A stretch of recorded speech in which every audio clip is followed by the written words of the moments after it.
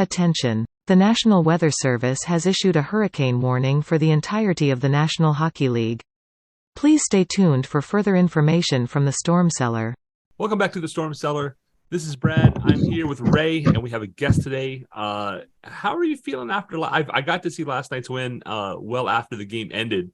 Putting away the Penguins 4-0 for this, for the year, 3-0 for the year. I forget which one it was, but that's a pretty good feeling.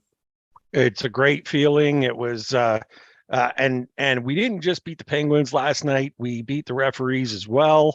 There were some tremendously tilted calls last night that were just making me nuts on the side, but that's really what the team has to do every night. Sometimes the calls are going to be slanted against a team and you want to be able to fight through no matter what, and that's exactly what the Hurricanes did. So that feels great.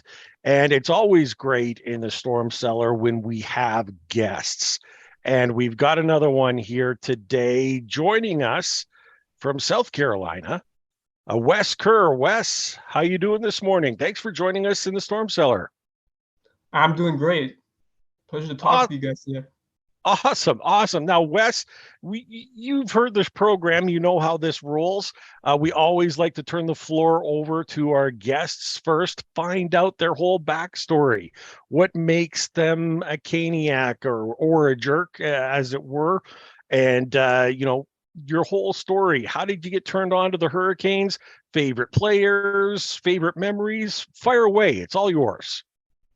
Yeah, so I've been a Canes fan for over 20 years now, which is crazy to believe, but I've been a part of the Canes culture for a while, and I've really enjoyed the memories I've had cheering on this team over the years. But I think all the way back to when my dad started to entice me to watching these Hurricanes games back around 2002 when they got to the Stanley Cup final that year. I remember the first game I was watching was against the Toronto Maple Leafs, and seeing the Hurricanes win that game, I was attached to, of course, Glenn Wesley, since we kind of share the last name. That was kind of drew me to him at the young age, and Eric Cole as well was also one of my favorites. Of course, Arthur Zerbe and that. So those are kind of like the first memories I have. And then, of course, I just remember waking up and my dad recorded the highlights of that Game 3 triple overtime loss when Igor Larionov scored the overtime winner in Game 3. I think that was the first heartbreaking memory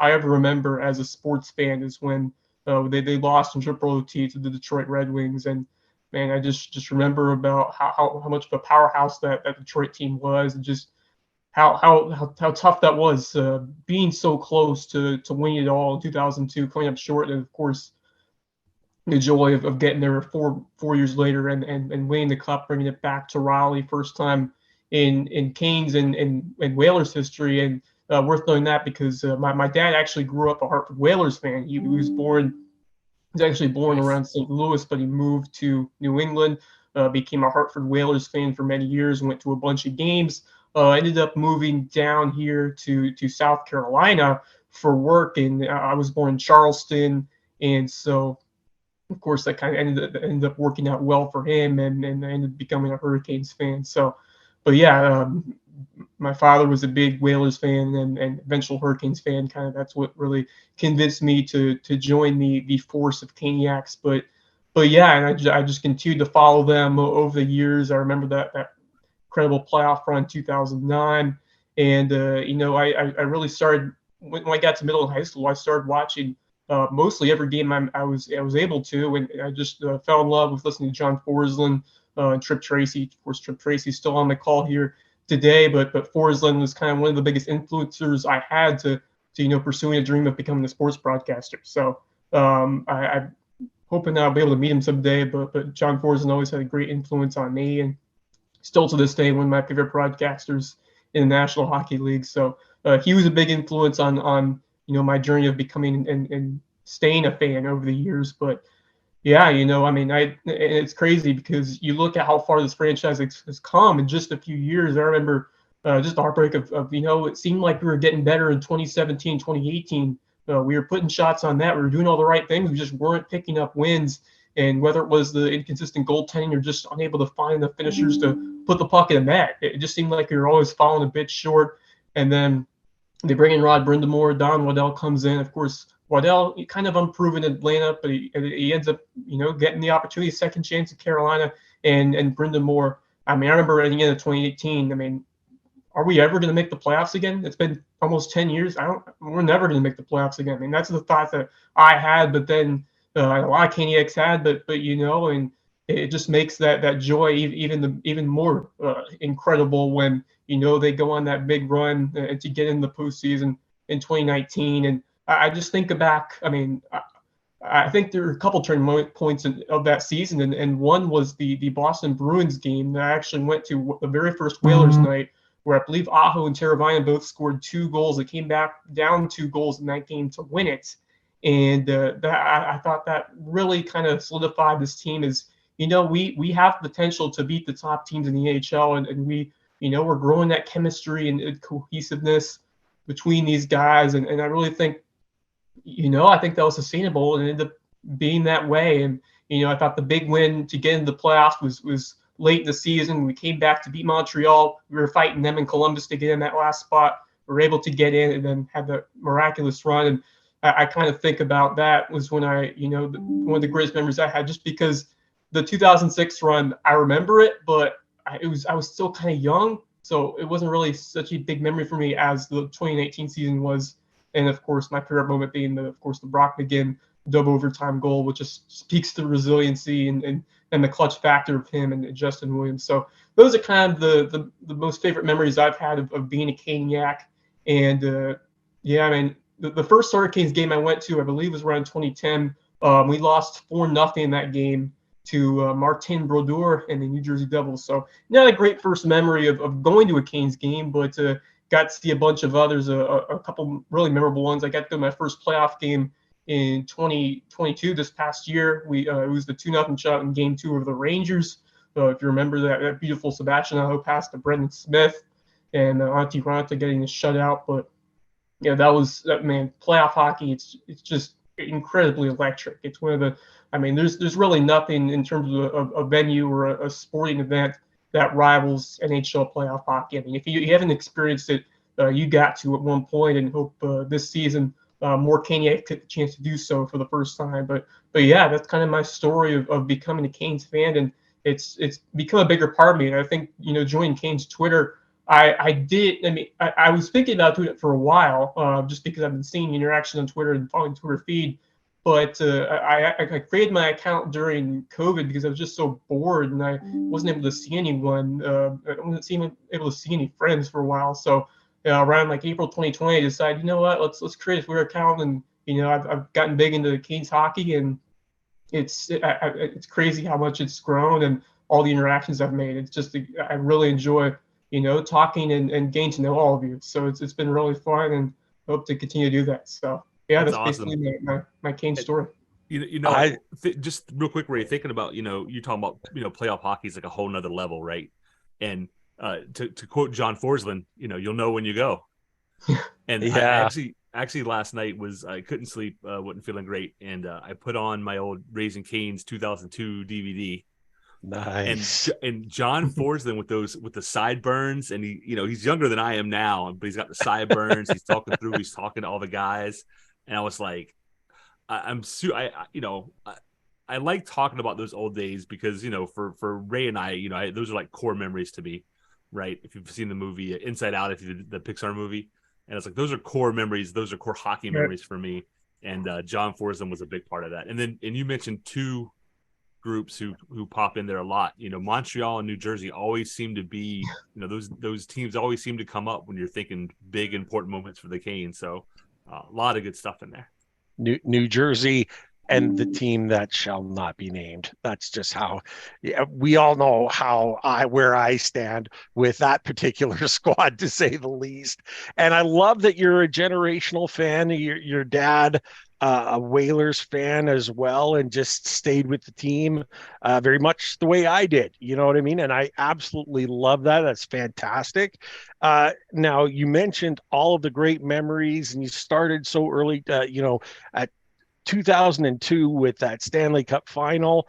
Do you have I need to hear your favorite players. Do you have one for this particular team this year and one overall, or do you bother separating that? Who's your favorite players?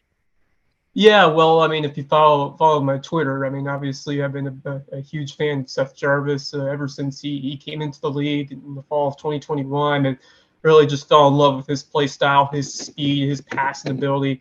And you know, ever since they drafted him back in 2020, I thought that, you know, it was kind of weird because I was kind of disappointed that they weren't able to draft Yaroslav Askarov from of course Nashville ended up drafting him. And the funny thing about that is I got to meet him in Chicago.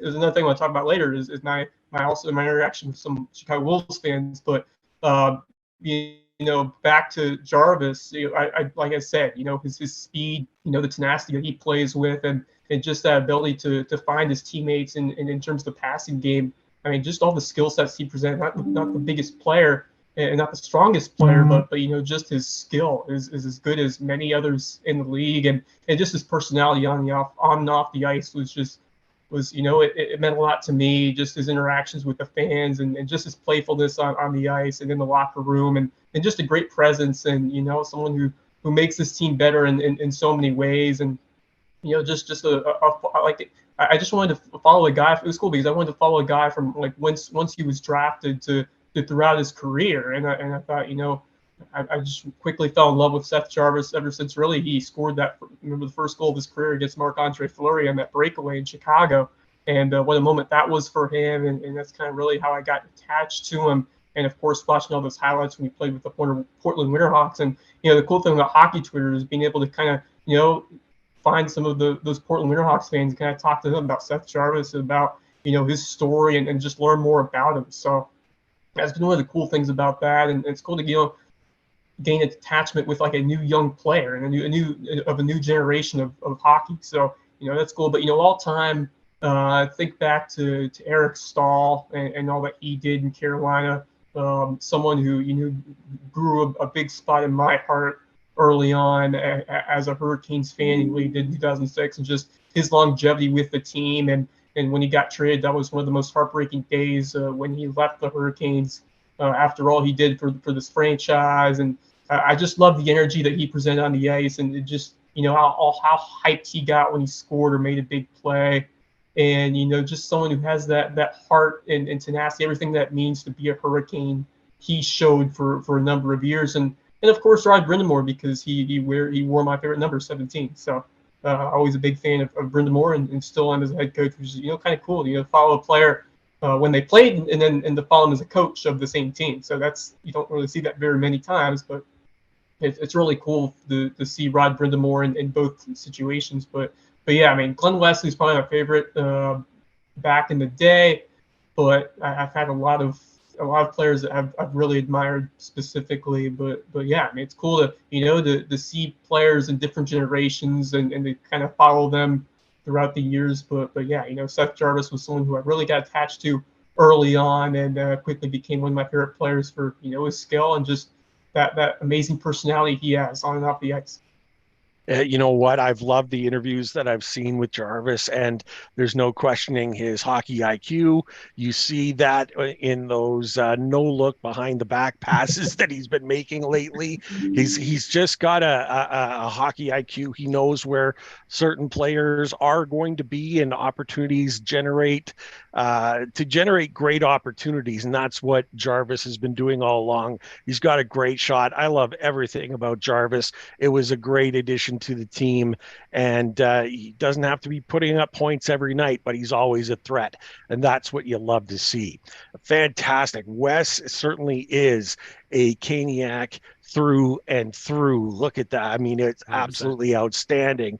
Let's take a look at how things have been going since last time we set up shop here in the Storm Cellar. You know, we ended up with an extended losing streak. You know, it went one more game, and then we got the ship turned around, which was nice. And the reason why the ship is turned around, oddly enough, is in our D. and the D has been outstanding. I mean, it was, and they're actually focusing on it in the broadcast last night, making a point of saying how much the scoring from the D has made things better for the Hurricanes. Brad, I know, you're especially happy with most of our D. However, there's one that is not doing as well either.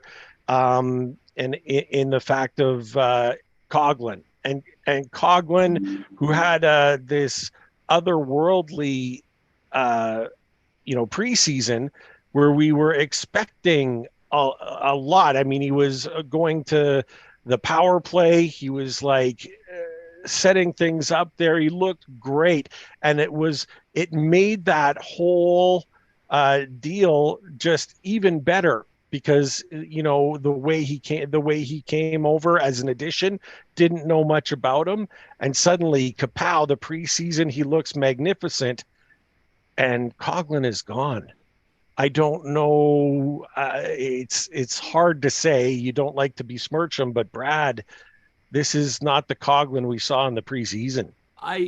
Other people have talked about how bad Coghlan has been, so I'm not going to focus on how bad he's been. I in my mind, like the preseason Coghlan, preseason Coghlan was great. Like we were like, I mean, to the point of like, was he like, is he the reason we took patches is to get this guy? And he's, I mean, he was playing above expectations for sure, but everything about his game has just like regressed, and I don't understand it.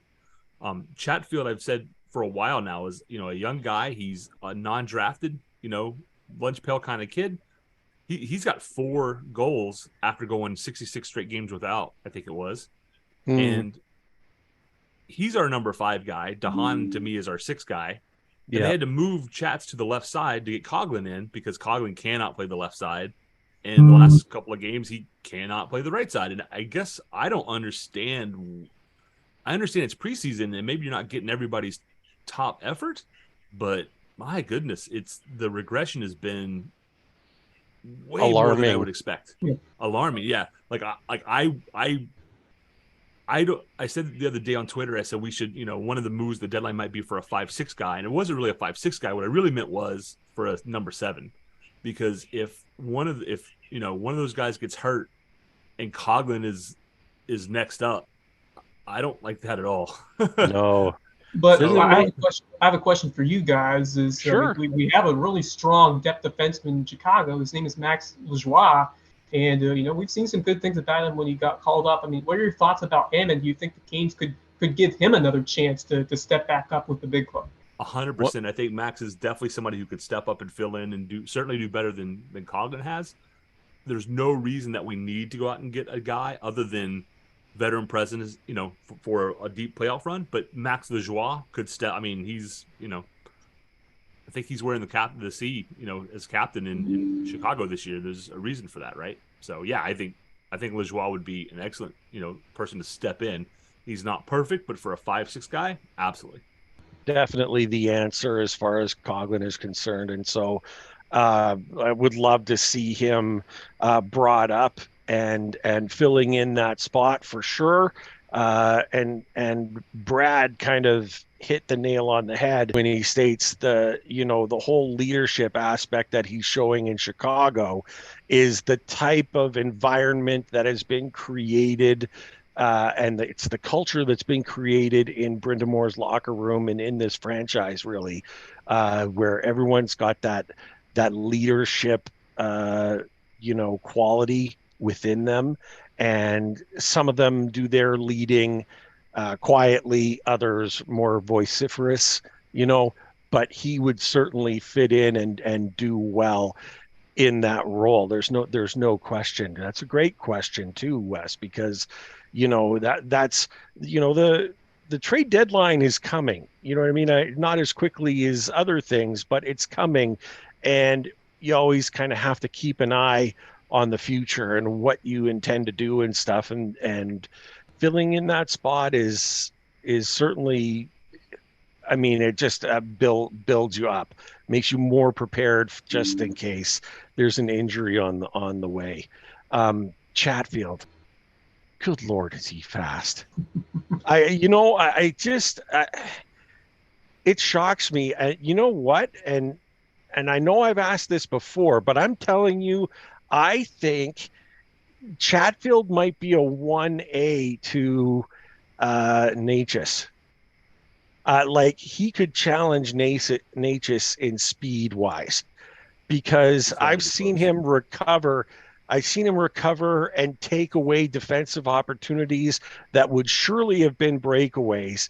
And he just puts his head, like, it's not, he doesn't put his head down. He's always aware of where he is, but he puts on the afterburners, and it's like, it's a shocking thing for me to see. And I know I should expect it. And he still shocks me at how quick he is. I can't wait to see him live. I hate at the number of times he's had to do that, but yes. I enjoy watching it when he does. Does that make sense? Absolutely does. He's still a young guy, right? He's, I think he's like 26 maybe. So he's still learning. And Rod's system, we've said before, is really tough on defensemen, knowing when to pinch, when not to pinch. He's a good partner for DeHaan, I think, because DeHaan's not typically going to be that guy. But, after that scoring drought to get his career going, I mean, Chatfield has a couple of really smart goals. That have been really exciting to watch, and that speed, I'm with you. He's not. I think Natchez is faster, but not by much. I don't think anybody else is probably. I think those are your top two, speediest guys. If Natchez and Chatfield are the fastest scare competition, I think Natchez would take it. I think Jarvis would be a major contender as well for one of the fastest players in the team. But I think Chatfield wouldn't be too far behind. So. And speaking of that, he's scored in 2 straight, as you mentioned, but now he gets a revenge game today against Vancouver, a team that he recently played here before he came to Carolina. So more motivation for Chatfield to keep this hot streak going. Yeah, just indeed. A few hours from now he'll get a chance, right? We're gonna see. Hopefully, we'll see our friend Ethan Bear in the lineup. Yep. He's gone to Vancouver. He hasn't done great, but he's been playing. And I'm happy for Ethan about that, and I'm hoping he can still find his form, because I still like that kid too. No question. And so lots to feel good about. And one of the things that they mentioned in the game last night about the D and the scoring that we're getting from Pesce, from Slavin, from Chatfield. One of the things that they said is, with the D scoring, first of all, that's the secondary scoring that any team needs to succeed well. You always need secondary scoring. But the fact that it comes from the defense is actually, it creates more opportunity, and Tripp kind of described it perfectly, where it expands the offensive zone. Because now, with the threat from the D to score, other teams are going to be looking at the tape and saying, okay, this D can put the puck in the net. We got to start to focus on them, and that spreads it out. They've got to get out on the D a little bit quicker than perhaps they would like. Everyone likes to kind of crunch in and surround the net sort of deal and let the shots come from outside. But these shots are getting through, and the D is scoring. So now the only way to defend that is to come out to them.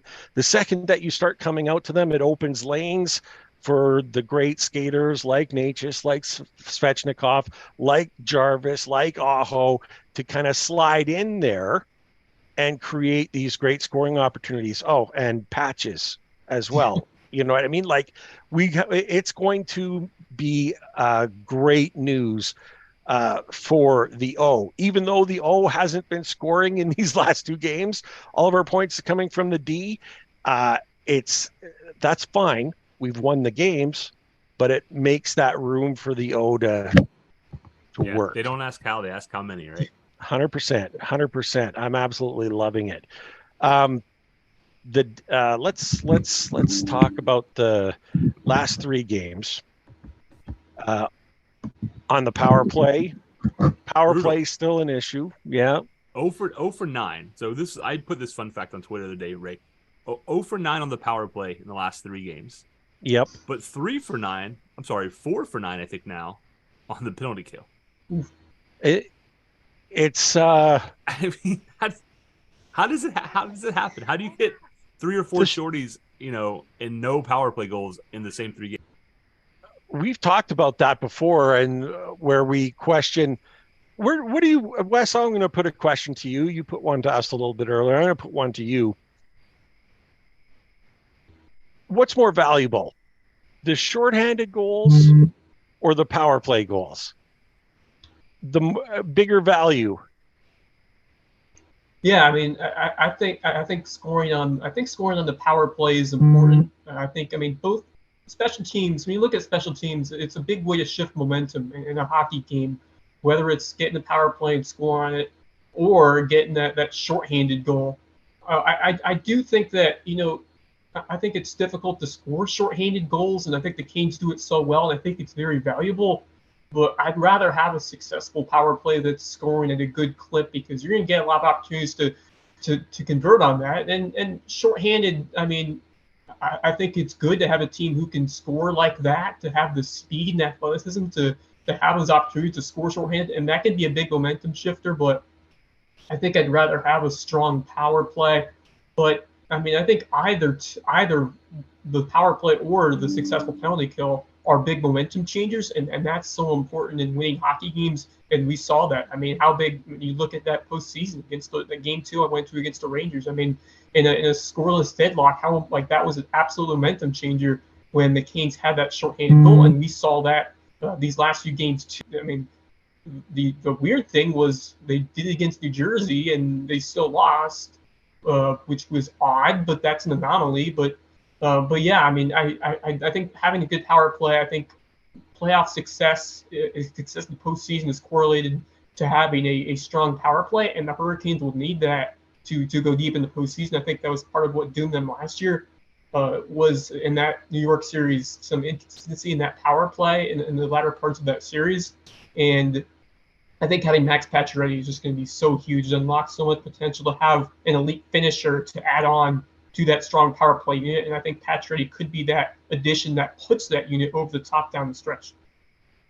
I can't agree with you more. The one thing that I've always liked about the shorty, I always looked at it like a dagger. You know what I mean? Like, it can be just demoralizing for the opposition when they get that man advantage, but they turn around and they give up a goal in those situations.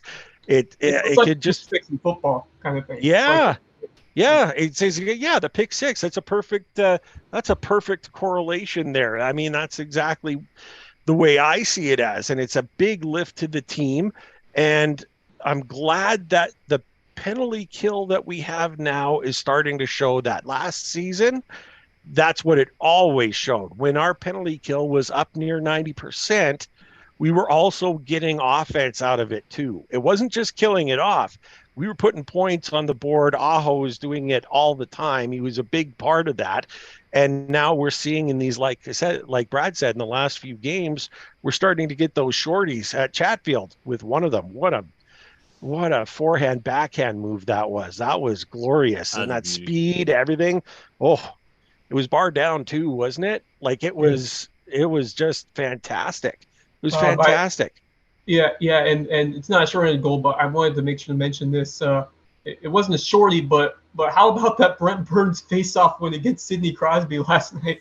That was great. That was awesome. I didn't realize it was Burns who was in there until someone pointed out, and it was like, holy cow, magnificent, nicely done. Speaking of face-offs, what about in Columbus? The one goal that we scored 4-on-4, the puck was dropped, and the Columbus guy was frozen in time. He didn't move. We not only won the draw, but all of a sudden Burnsy puts the puck in the net. After a couple of quick passes, he swings around and completes the wraparound, and the Blue Jacket is still at the face-off dot waiting for the puck to drop. It was very, very strange situation there. Seemed to think he was a bad drop, but I didn't see any reason why. It looked like every other puck drop, didn't it? Like they were both in there. I don't know what he exactly was waiting for, but then again, none of us are NHL players, centers who are aficionados in faceoffs. So maybe there was something that he was expecting that didn't happen. But even then, Okay, so let's say it was a bad drop. Yeah. He didn't blow the whistle. No. And they So you literally, start playing. the whole team just stood there, and Brent Burns was like, "Oh, I'm just gonna put the puck in the net." I mean, that's not on the official. No. You're 100% right. If it was an icing call that wasn't blown or something else, the whistle didn't blow. You keep playing. To quote Chuck Amato from NC State, you play to the echo of the whistle. I don't even when the whistle starts to blow, you keep playing. When it finishes, then you stop. And the whole Columbus team. That's a great phrase. That's a great phrase. Oh man. That's not on the official. It wasn't like he dropped it and the puck was in the net half a second later. It wasn't like it came back to the point and was just shot in. It came back and then moved around and then Brent took it low and I mean it's like 5 seconds gone by and they're just standing there. That's why you're third from the bottom of the league. Yeah, there you go.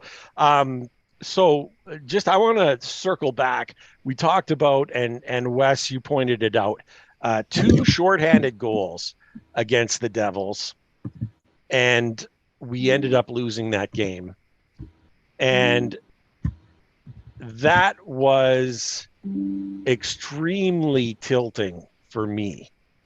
And it made that game against New Jersey, who is a great team, who, when you have the opportunity to put them down 3-1, thanks to 2, not 1, but 2 shorthanded goals, you really, that's a game that you have to win. And when we didn't, I'm not ashamed to admit, I am an emotional cat during games, and I came unglued. And Brad, I'll let you take it from here because I came unglued. But in my anger, I also did a little prognosticating as well, which came to be. So I don't know if I'll break my arm patting myself on the back, but I did predict this coming. So fire away. So I'm gonna give a little thing. I'll let you give the folks what you said, but I always say, and I've said for years, if you give up a shorthanded goal, you probably don't deserve to win the game. I don't have a saying if you give up 2 shorthanded goals because it should never, ever happen.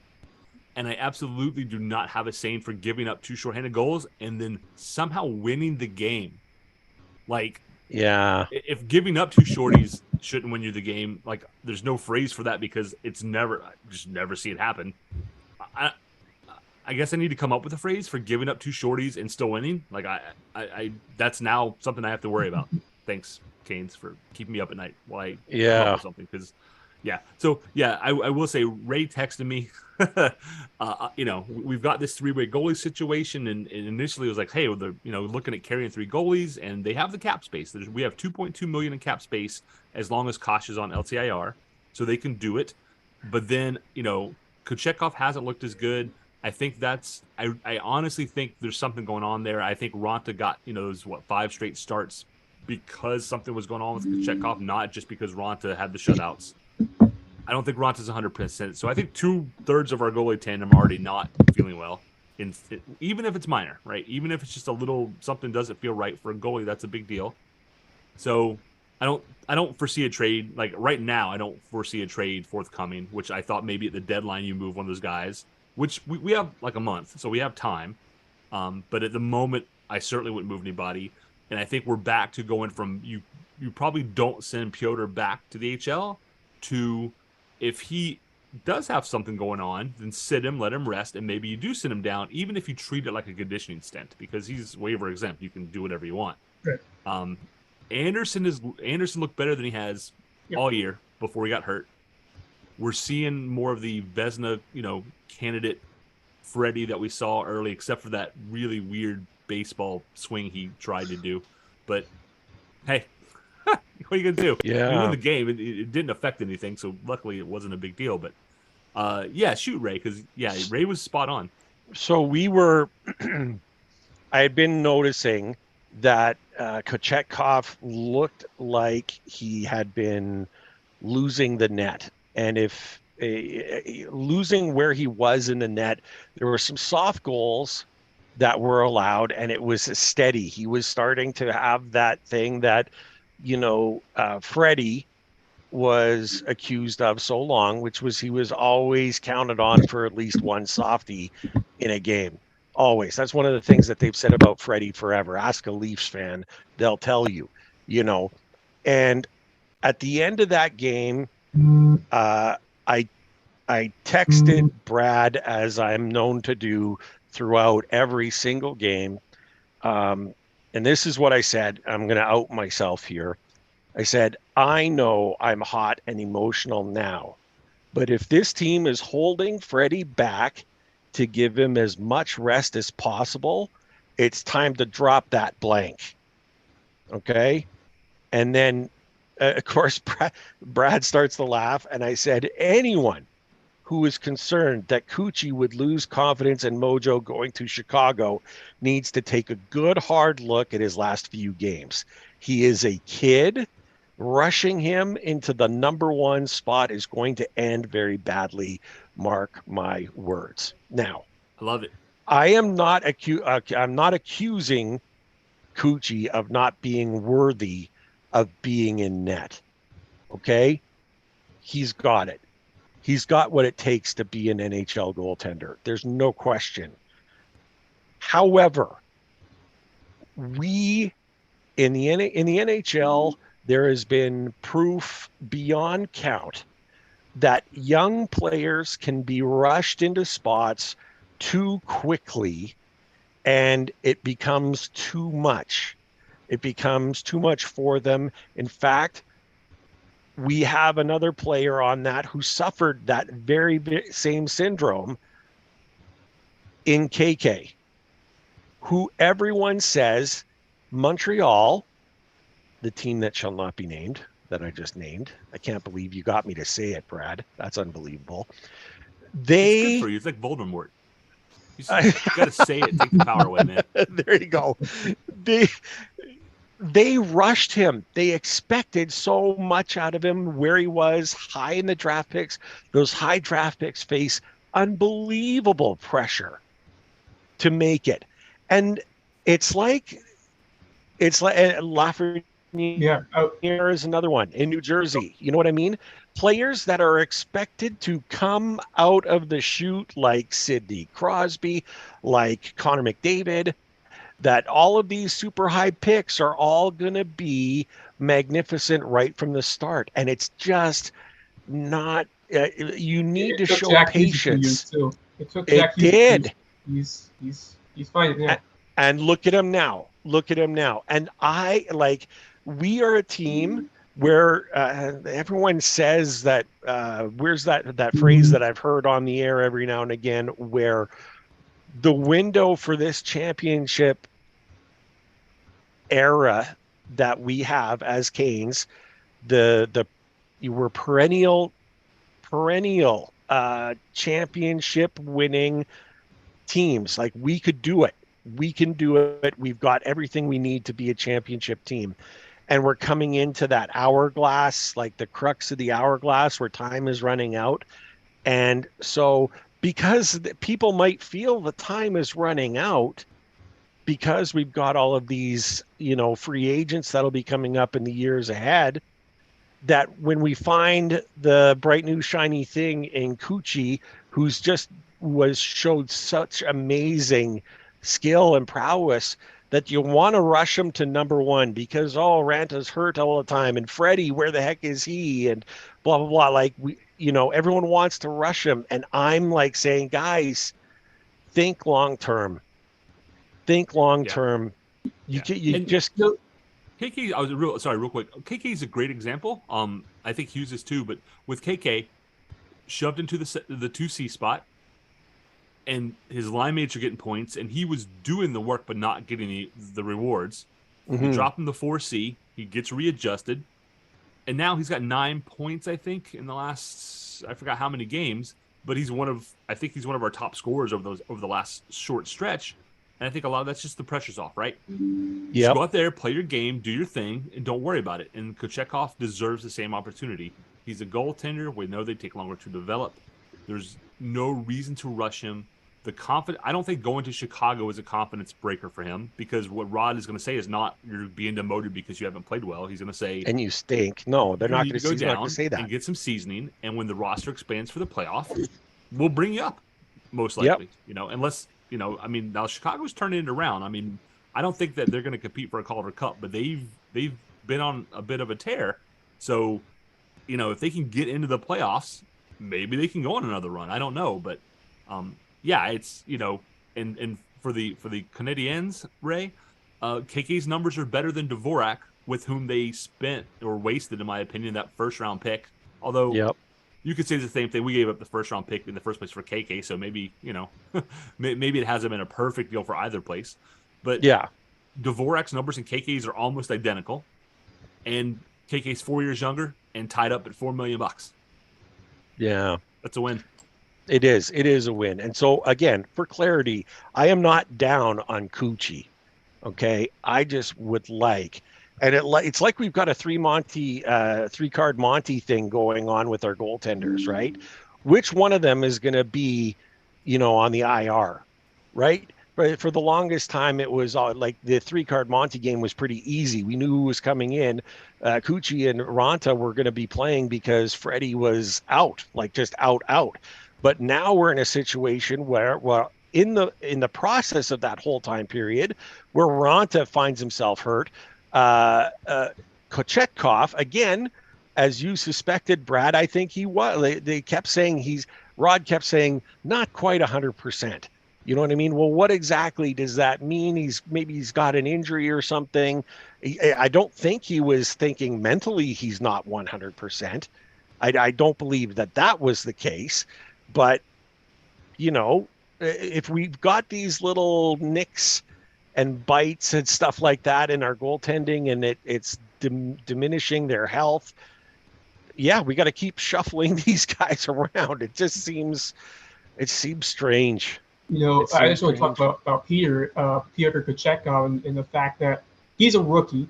He's fifth in the league in goals against average at 2.3. He's begun becoming in the talks for the Calder conversation, and he hasn't even been in the country for a whole year. He was calling to Chicago around January, February of 2022 before he went on that amazing run in Chicago before he was called up to Carolina. But I mean, all that to say, I mean, he hasn't even been in the country for a year, and you just look at all that he's done. He won a Calder Cup with the Wolves. He's come into Carolina this year and has been one of the best goaltenders statistically in the league. And I mean, he has done all that we've asked for him and so much more in such a short time span. So, I mean, I think he is well on his way to becoming a future number one goaltender. But I do agree with you. I think you got to take your time with your prospects and not rush them. But I do think the Hurricanes will stay in this situation where they continue to have three goalies on the big roster. But, you know, I wouldn't be surprised if they decide to give Kochetkov that one more stint in Chicago if that situation arises where, you know, you have a healthy Andersen and Raanta. You decide, you know, well, let's give Peter some reps. Because if it's sometimes it's tough to carry three goalies because somebody's got to sit up in the box and it won't be dressed, and sometimes if the same guy sitting over there kind of gets to you. So, you know, we could see a situation, and my good Twitter friend Duke Dutchy, who's the biggest Ukko-Pekka Luukkonen fan on the internet from the Buffalo Sabres, who had kind of go in that same situation. Ukko-Pekka Luukkonen is very similar to the situation that Peter Kochetkov is, a young goaltender who's gotten hot playing for Buffalo.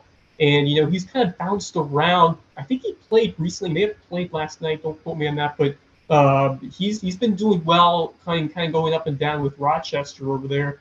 But it's the same situation where, you know, you're not rushing the goaltender. You're giving opportunities to play, but at the same time, you're kind of taking it slow. And you're still giving the other goals a chance. So I think it's the same situation. And I think he's on the right track. I think, you know, he's everything we hoped for and so much more when he drafted him. And I think he's going to be a future star in that for the Hurricanes.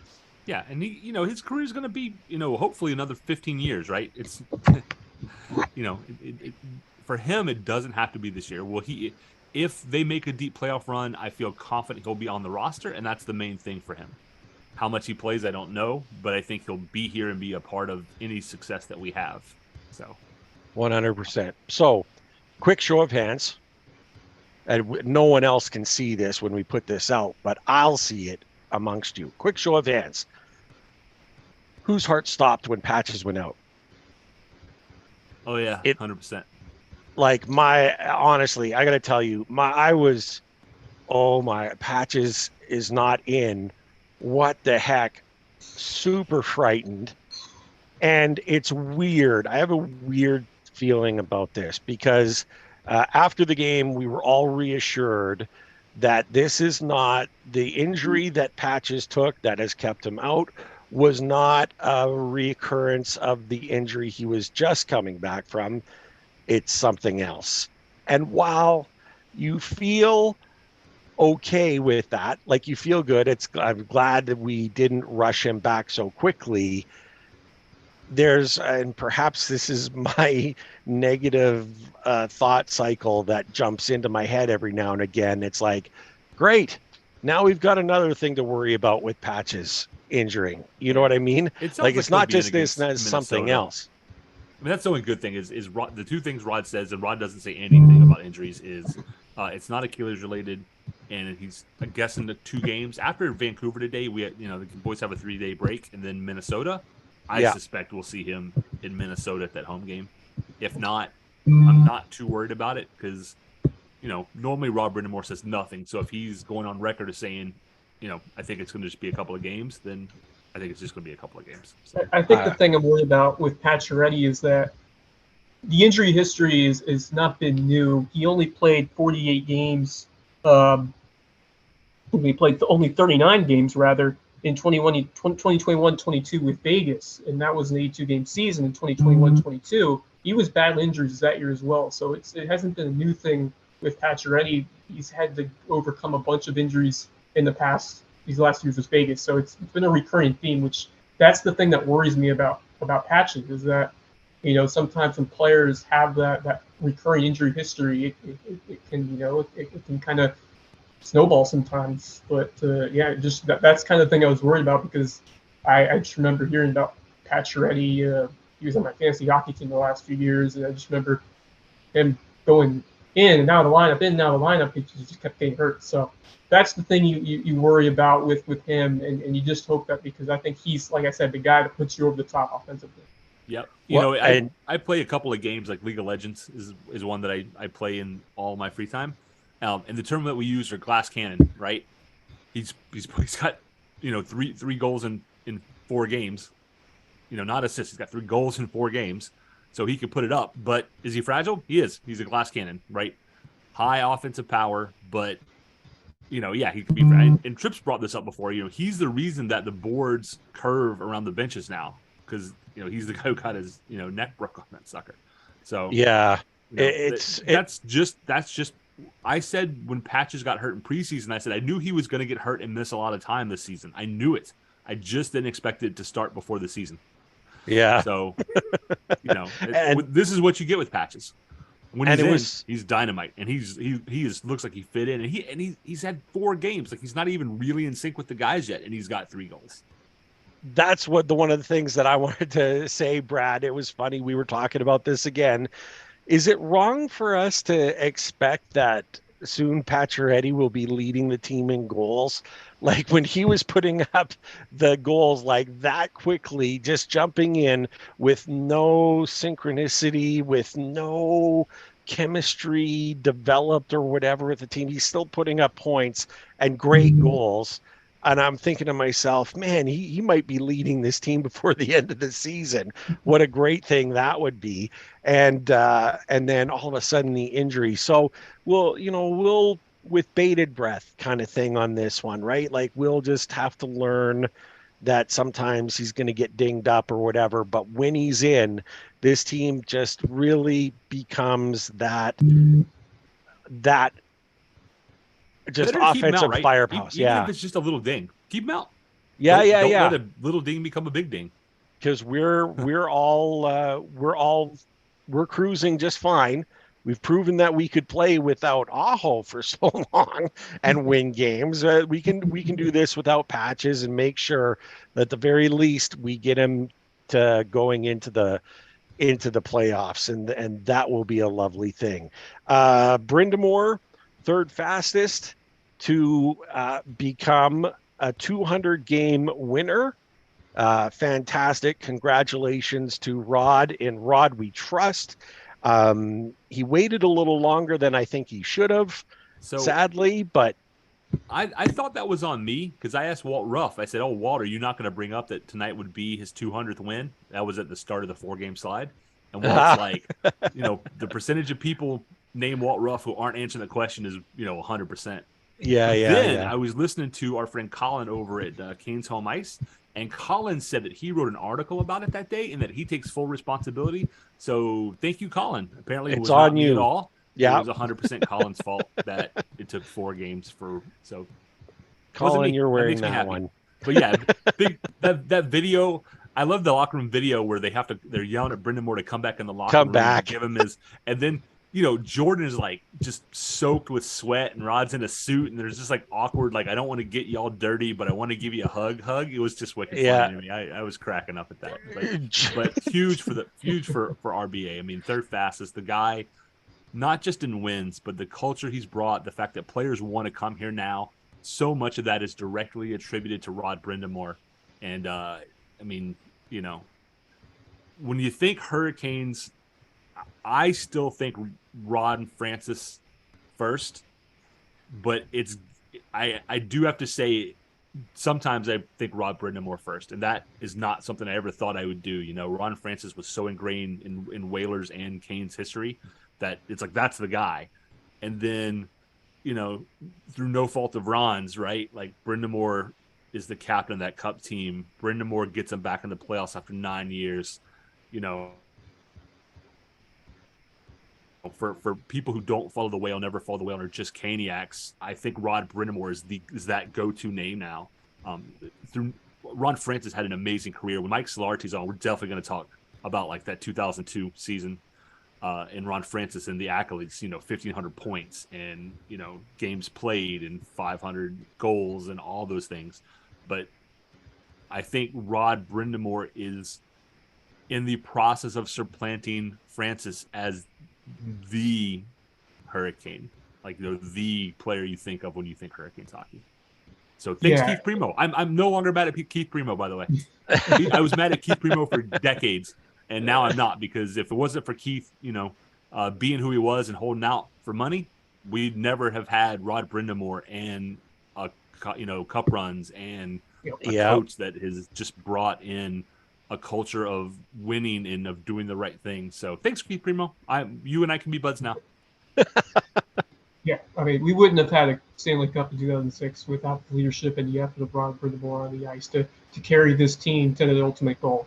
And just, it starts with him and that leadership and the production and just his ability to make everybody on the ice better and to come up with big plays at the biggest moments. And we saw that in 2006, and we kind of see, an entire team of that Rod Brindamore, that intensity and that chemistry and that hard work and effort, consistency, dedication to their craft every day on the ice. It's rare for this team, most players in this team, take a day off like that. And just that consistent level that we've seen, all these Metro Division titles, and just that, all the winning up that he's provided for this team on the ice, it's been a level of success that we haven't seen for this franchise. I mean, the Carolina Hurricanes, before Rod Brindamore, maybe you make it 1 year in the playoffs and you missed a couple of years, you make it, you miss it. They've made the playoffs consistently year in and year out now, and it's just, it all comes back to the leadership and the presence of Rod Brindamore on the bench. And I think Mike Maniscalco put it the best way last night in the broadcast. I think he was asked, what's the definition of leadership? And Maniscalco said, Rod Brindamore. And that's really all there is to it. You're 100% right. And Brad, I know that your statement, you thought perhaps would make me cringe a little bit when you put Rod in front of Francis. I don't care about your feelings. Yeah, exactly. The You're an old-time hockey franchise. guy. I don't think I can hurt you. Yeah, no, you can't really. The franchise has been everything to me, but there is no way that I would ever argue that Rod isn't the go-to person for the Hurricanes. He is. And this is going to sound weird. I love him more now for what he's created and the franchise and culture that he's created than I do because of his leadership that he showed to win and hoist that Stanley Cup for the very first time in my fandom, in my life. That was an unbelievable experience, and I always, I will always love him for that moment that he gave me when he lifted Lord Stanley above his head. Tears and emotion, just so many years, right? But I love him now because the Hurricanes can't be looked at as an also ran any longer. They're not a lightweight any longer. They are not a team where you think, okay, 2 points, right? This team, everyone knows what they're going to get when they're facing the Hurricanes. They know what they're facing. They know the type of team that they're going to play. It's ultra hard work. What I've enjoyed the most about any hockey team is the one that gives you 100% every night, no shifts off. Give me everything you got, and I'll always give you my respect. I love that. Work ethic means everything. And for Rod, that's just the culture that he's created. And now Raleigh is not a place to be ignored for the players who want to go somewhere. You want to go to a winner. That's one of the things that some of these older players, right, that are perhaps desperate to win a Stanley Cup, and they're coming off their final year of a contract, and they're wondering, where should I go? I can guarantee you that Raleigh is no longer a team that is on a lot of no trade clauses any longer. You know what I mean? Thank like goodness. yeah, isn't that the truth? Like, I think that this is a play, and I just, in Rod we trust, right? And that sounds, gimmicky and stuff like that, but it's the truth. It's the absolute truth. He is just so trustworthy, and what he's done for this team is just the greatest. It's just the greatest. We love everything about it. This is it. We've it's We time kept it for to an hour. I'm did. gonna pat myself on the back. Yeah, I'm gonna. I've already broke my arm patting myself on the back making the Andersen call, so I won't risk breaking the other arm either. But this program, made as great as it was, by Wes Kerr. Wes, thank you so much. You did a fantastic job. 100%. You can hear Brad. Tell me, back me up on this one. You could hear his, he loves Seth Jarvis. He pointed that out. You could hear the hockey acumen in what he was saying today. Wes, you nailed it. It was fantastic. I don't know, Ojar Wes, you look like a young guy, but to have the extensive, obviously you've been watching since you were a kid and have taken and soaked up a lot of that too, which is really cool. So color me impressed. Me impressed too. That was fantastic, Wes. Thank you so much for everything you did for our show. You make it great. Honestly, you make it great. That was fun, guys. Thanks so much for having me on. I had a great time. So we've covered the coming out of the 4-game losing streak. We're talking about the shorthanded prowess that we have, and our penalty power play is still stinks, but it's getting there. Andersen is back. Patches is in and out of the lineup. We've covered everything, Brad. But I think I'm missing something. I always do this every week, and I can't. Every week. Every week. Go Canes. Go Canes. thank you everyone for tuning in. Ray and I greatly appreciate your support in helping us produce an informative and fun podcast. As always, we'd like to say that we believe hockey is for everyone. Whether you're a Caniac or a bunch of jerks, doesn't matter, as we're just a couple of jerks anyway. We would love to hear your questions, comments, and suggestions. We will do our best to answer anything hockey related. You can reach us via email at stormcellar97@gmail.com. On Twitter, we are at stormcellar97, and on Facebook at facebook.com/stormcellar97.